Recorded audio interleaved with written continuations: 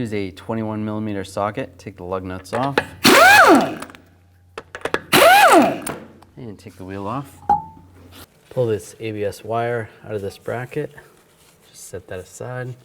Use a 19mm wrench. You want to take these two nuts off and the bolts, and a 17mm socket on the bolt.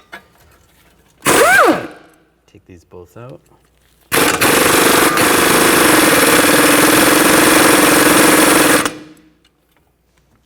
And carefully take these bolts out. You might have to pull up on the knuckle a little bit to get these out. Just raise up on the knuckle a little bit. And slide that out. Now just separate the strut from the knuckle. Then you want to use a bungee cord, a bungee cable, and just make sure that this doesn't go out too far where it's going to damage the CV joint.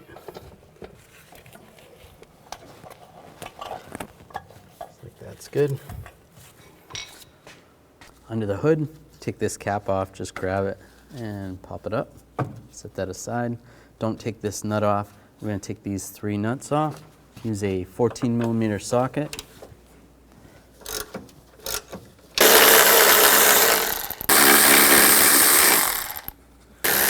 And before you take this nut off completely, make sure you reach underneath and grab the spring.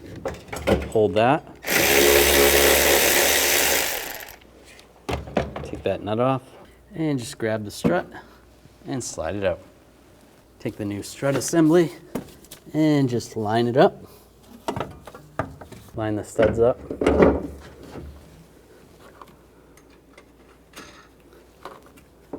And take the nuts and just get them started. And we're not going to tighten these down yet. We just want to leave this loose. It'll make it easier to install the rest of it.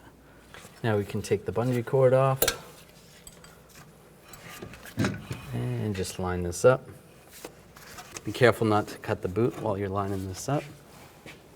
You can take a pry bar and just go above the lower control arm and try to get it below the frame.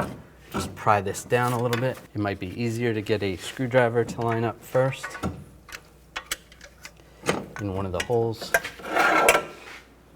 And then you can take a bolt. Line the bolt up. Just give it a tap. And do the same with the other bolt.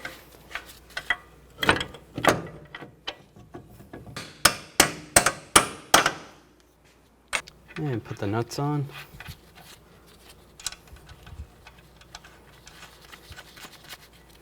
Snug these up.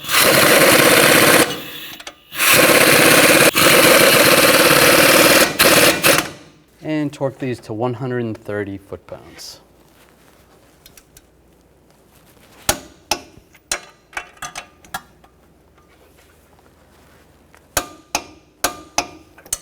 Take the wheel speed sensor wire and just snug that into the bracket.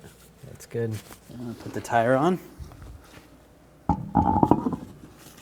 And the lug nuts.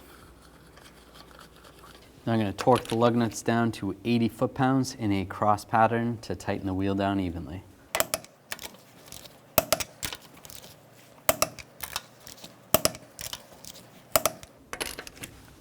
We'll just go around again, double check. Now we can torque these nuts to 45 foot-pounds.